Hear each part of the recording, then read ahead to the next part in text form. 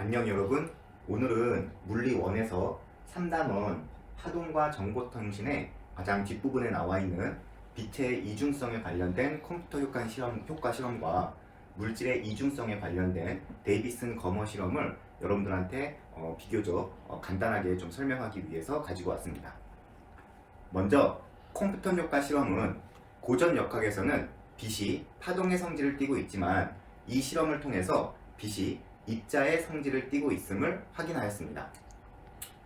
먼저 이 컴퓨터 효과 실험을 빛이 파동성을 띠고 있다는 이론에 의해서 실험 결과를 예측을 해보면 지금 탄소 원자로 이루어진 이 장소에 지금 파장이 짧은 X선을 쏘입니다. 그러면 저 파장이 짧은 X선은 탄소 원자의 전자들에 의해서 산란돼서 나오는데 이때 산란된 이 X선의 파장과 그 다음에 입사한 X선의 파장은 같아야 된다는 것이 빛이 만약에 파동이라고 했을 때의 실험 결과값입니다. 그러면 왜 산란된 X선과 입사한 X선의 파장이 똑같아야 되는지는 다음 그림을 통해서 이해를 해보도록 하겠습니다. 자, 여러분들이 빛의 반사와 굴절의 내용을 물리 1에서 한 번쯤은 배우셨을 텐데 지금 보이시는 것처럼 매질 1과 매질 2가 공기나 물처럼 매질의 종류가 다르면 요 빛은 파동의 지금 성질을 띠고 있는 상태에서 경계면적으로 지금 꺾이게 됩니다. 다시 말하면 굴절이 일어나는 근본적인 이유는 이 매질의 종류가 달라서 그런 거고, 그 다음에 매질의 종류가 같다라고 한다면 입사된 광선의 파동과 반사된 광선의 파동은 똑같게 됩니다. 다시 한번 정리를 해보면 지금 이 파동의 속력은 진동수 곱하기 파장으로 나타낼 수 있고, 여기서 진동수는 변하지 않는 값이기 때문에 매질이 1번에서 2번으로 이렇게 매질의 종류가 다르면 속력이 바뀝니다. 이 속력이 변화가 되면 파장도 변화가 되고, 만약에 매질 1에서처럼 입사광선과 반사광선을 이해하실 때 똑같은 매질에서는 속력의 변화가 없습니다. 그럼 속력의 변화가 없으면 당연히 파장의 변화도 없어야 됩니다. 그러면 아까 컴퓨터 효과 실험의 결과값 예측으로 다시 가보도록 하겠습니다.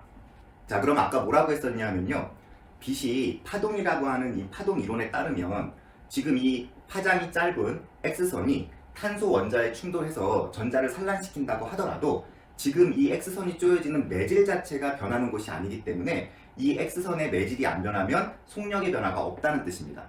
그러면 진동수는 일정한 조건이었기 때문에 속력의 변화가 없으면 파장의 변화도 없어야 되기 때문에 여기 있는 전자를 산란시켰다고 하더라도 이 산란된 X선의 파장은 원래 입사한 파장과 똑같아야 하는데, 이 컴퓨터 효과 실험에 의하면 산란된 X선의 파장이 입사된 X선의 파장보다 길게 결과값이 나옵니다.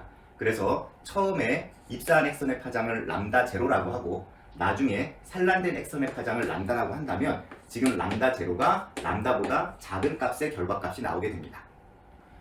결국은 지금 이 컴퓨터 효과 실험은 빛이 파동이라는 이론에 의해서는 실제 실험 결과값이 다르게 나오기 때문에 빛을 파동으로 설명할 수 없다는 이야기입니다. 그러면 이제 빛을 입자라고 놓고 설명을 해보도록 하겠습니다. 자, 그럼 이번에는 빛을 입자라고 하고 실험 결과를 한번 해석을 해보도록 하겠습니다. 빛을 입자라고 놓는다면 우리가 플랑크 양자화 이론에 의해서 에너지는 HF라는 일반적인 공식이 있었죠. 그러면 이 입사된 X선도 지금 빛 에너지라고 해서 E는 HF를 가지게 되고, 그러면 이 X선에도 광자가 하나하나 있다라고 생각을 하시면 됩니다. 그럼 마치 광자가 이 탄소 원자에 있는 전자하고 충돌해서 우리가 운동량 보존의 법칙 1단원에서 배웠듯이 그 탄성 충돌에 의한 에너지 보존 법칙으로 설명을 하면 지금 이 산란된 X선의 파장이 긴 것을 설명할 수가 있습니다. 자, 그럼 이제 확인을 해보면 지금 이 입사한 X선에서 광자 한 개가 가지는 에너지를 HF라고 하고, 그 광자 한 개가 가지는 에너지가 여기 있는 탄소 원자의 전자에 충돌을 하게 되면 이 전자에 에너지를 일부 주게 됩니다. 그러면 아까 얘기했던 거 탄성 충돌 또는 운동량 보존 법칙에 의해서 이 전자의 에너지가 일부 가해지게 되면 입사한 X선의 에너지와 여기 산란된 X선의 에너지는 에너지 값이 틀리게 나옵니다. 이 전자의 에너지를 일부 줬기 때문에 산란된 X선의 에너지가 작게 되고 입사한 X선의 에너지는 원래 에너지니까 큰 값으로 표시가 됩니다. 그럼 여러분들이 알다시피 파장이 길면 에너지가 작고 파장이 짧으면 에너지가 크기 때문에 지금 입사한 액선의 파장이 짧은 요 에너지가 큰 값이 전자의 에너지를 일부 주고 파장이 길어진 에너지가 작은 산란된 액선이 나온다고 결과값 해석을 할 수 있습니다. 결과적으로 콤프턴 효과 실험은 이 빛이 광자라는 입자로서의 성질 역시 갖고 있다는 것을 확실하게 증명하는 실험이 됩니다. 그리고 이 공로로 콤프턴은 1927년 노벨 물리학상도 수상하게 됩니다. 다음은 물질이 입자의 성질도 가지고 있지만 파동의 성질도 가질 수 있다는 물질의 이중성을 증명하게 된 대표적인 데이비슨 거머 실험을 확인해 보도록 하겠습니다. 자, 이 실험을 간단하게 보시면 요 니켈 표면에 여기 보이시는 것처럼 전자를 이렇게 쏴서 이 전자가 니켈 표면에서 튕겨 나오게 되면 여기 검출기라고 하는 디텍터가 이 전자가 튕겨서 이렇게 보이는 이 부분을 왔다 갔다 하면서 표시를 해주는 그런 실험입니다.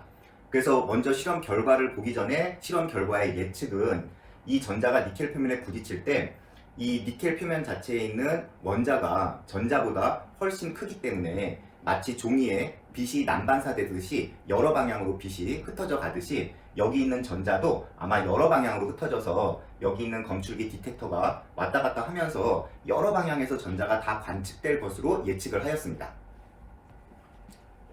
그래서 그 실험 결과를 다음 이제 이 그래프로 그 결과값을 확인을 해보면 먼저 68 일렉볼트, 여긴 볼트라고 써있지만 64볼트에서는 지금 정확하게 전자가 어디 있는지는 모르겠지만 어쨌든 여기저기 있는 게 눈에 보이고요. 그러면서 이제 여기 있는 볼트에서 쭉 볼트를 내렸습니다. 이렇게 내려가면서 실험을 했더니 이렇게 전자가 여기저기서 다 발견되는 게 아니라 어느 한 군데에서 이렇게 집중적으로 발견되는 회절 현상이 나타나는 것을 발견했습니다. 그래서 쭉 볼트를 내려서 한 54볼트 정도, 원래는 일렉트릭 볼트인데 54 일렉트릭 볼트 정도 되니까 이렇게 굉장히 강한 회절 현상이 나타나는 결과값이 나왔습니다. 이러한 그래프의 패턴은 X선으로 우리가 똑같은 실험을 했을 때도 같은 패턴의 그림이 나온 걸로 봐서 아마도 전자가 입자가 아닌 X선과 같은 그런 파동의 성질도 가지고 있지 않을까 하는 의심의 계기가 됩니다. 자, 그래서 데이비슨 거머는 이 실험 결과 여기 위에 보이는 공식을 우리는 드브로이의 물질파 공식이라고 하는데 이 실험 결과에 해당하는 이 전자를 가지고 여기 전자의 질량 그리고 전자의 볼트 그 다음에 플랑크 상수를 집어넣어서 이 물질파에 해당하는 전자의 파장을 계산하게 됩니다. 자, 그럼 이번에는 아까 그 실험 결과에 의해서 그 전자의 파장을 예측하기 전에 실제 숫자를 집어넣기 전에 이 드브로이파 람다는 mv분의 h 하라는 공식이 어떻게 나오는지 유도를 한번 해보도록 하겠습니다. 먼저 여러분들 아인슈타인 공식 중에 E는 mc 제곱이라는 공식이 있었고요. 여기서 이 빛에너지 E에 해당하는 게 플랑크 양자설에 의해서 E는 hf라고 쓰시면 되고요. 그리고 이 전자는 빛의 속력이 아니라 전자 자체의 속력을 갖고 있기 때문에 우리가 mv 제곱으로 쓰시면 됩니다. 자, 그 다음에 이제 우리가 파동의 속력은 진동수 곱하기 파장이었고 진동수는 파장분의 속력이 되니까 여기 있는 진동수 대신에 파장분의 속력을 넣으면 됩니다. 그러면 h 곱하기 파장분의 속력을 집어넣으시고 mv 제곱을 집어넣으시면 v 하나씩 지워지게 되고요. 우리는 파장에 대해서 공식을 쓰기 쉽기 때문에 여기서 파장은 얼마가 나오냐 하면은 mv하고 람다를 이항시키면 되겠죠. 그럼 mv분의 h 또는 mv분의 하나는 똑같은 공식이 유도가 됩니다. 자, 그러면 우리가 그 데이비슨 거머 실험에서 전자의 질량과 그 다음에 전자의 볼트를 집어넣기 전에 이 식을 다르게 한번 표현을 해보도록 하겠습니다. 먼저 여기 보이는 것처럼 mv분의 하가 있으면 우리가 이 식을 다르게 전환하기 위해서 운동에너지 공식을 유도를 해서 확인을 하시면 됩니다. 일단 운동에너지 2분의 1 mv 제곱이 있으면 얘를 다르게 표현을 하면 2m분의 mv 전체의 제곱으로 표현이 됩니다. 그러면 여러분들이 알다시피 mv가 운동량이기 때문에 얘는 2m분의 p 제곱으로 표시가 됩니다. 자, 그럼 p 제곱은 2k가 2m분의 p 제곱이기 때문에 p 제곱 놔두고 2m만 이항시키면 2m 2k가 됩니다. 그러면 우리가 알고 싶은 p는 루트 2m 2k 값이 나옵니다. 자, 그러면 여기 있는 2k를 우리가 볼트로 바꿔야 되는데 바꾸는 방법은 이렇게 하는 겁니다.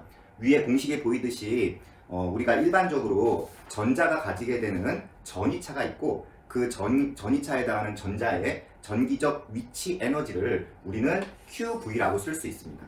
그럼 여기 있는 2분의 1 mv 제곱이 운동 에너지였기 때문에 여러분들이 알다시피 역학적 에너지 보존에 의해서 운동 에너지는 위치 에너지로 전환될 수 있다. 다시 말하면 이 전자가 가지는 위치 에너지를 우리는 QV라고 표시하기 때문에 운동 에너지가 전자가 가지게 되는 위치 에너지인 QV로 표시가 됩니다. 그럼 얘를 다시 쓰면 루트 2m에 QV라고 쓰는 게 아니라 전자가 일렉트론이기 때문에 우리가 EV라는 값을 쓰게 됩니다. 자, 그러면 아까 드브로이파 람다는 mv분의 h라고 했고 mv가 운동량이니까 p분의 h라고 쓸 수 있고요. p 대신에 지금 루트 2m ev라고 쓸 수 있죠. 그럼 루트 2m ev분의 h 이렇게 쓰시면 됩니다.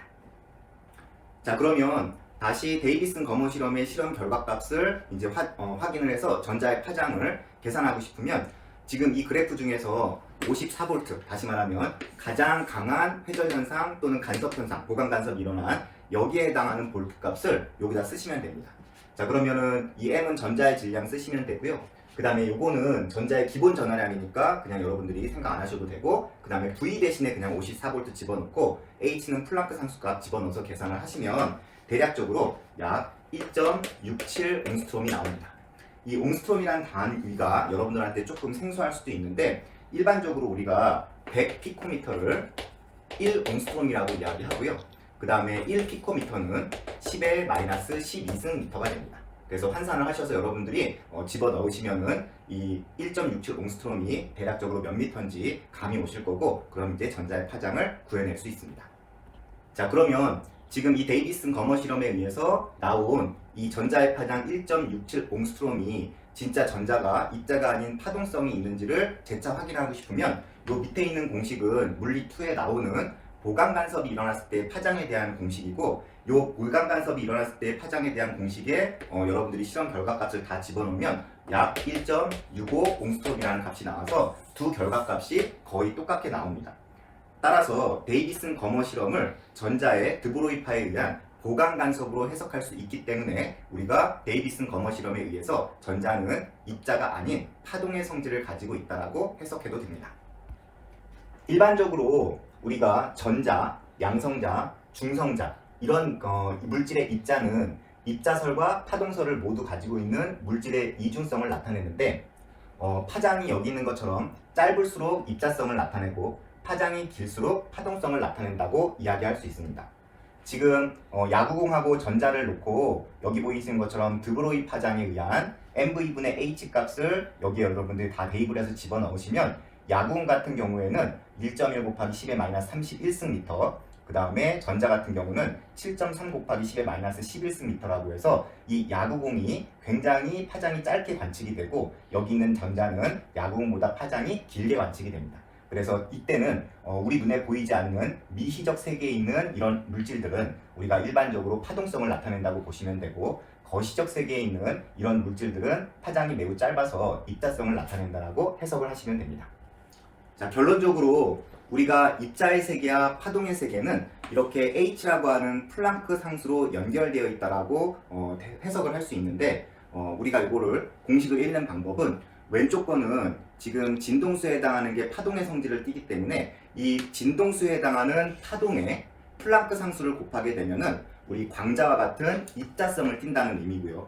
그 다음에 여기 MV에 해당하는 건 지금 질량을 갖고 속력을 가질 수 있는 입자에 해당하는 건데, 이 입자에 해당하는 거에 플랑크 상수를 여러분들 분자에다 집어넣어서 계산하면은 이렇게 파동의 성질을 나타낼 수 있는 파장이 계산된다는 뜻입니다. 그래서 얘는 파동의 입자성을 나타내는 공식, 얘는 입자의 파동성을 나타내는 공식인데 두 공식 모두 매개체로 이렇게 플랑크 상수 H가 있어서 플랑크 상수는 굉장히 중요한 의미가 있는 것으로 여러분들이 해석하시면 좋을 것 같습니다. 오늘 여러분들하고 이 3단원 거의 끝에 해당하는 빛의 이중성이나 물질의 이중성에 관련된 실험 두 개를 같이 봤는데요. 실질적으로는 대학에 가서 여러분들이 공부하실 때는 굉장히 난이도가 높고 또 어려운 부분에 해당하는 그런 내용인데, 우리 고등교육 과정에 맞춰서 웬만하면 여러분들이 좀 정확하게 알 수 있도록 나름대로 준비한 그런 개념이니까 몇 번씩 반복해서 보시면서 빛의 이중성, 물질의 이중성 정확하게 개념을 파악했으면 좋겠습니다.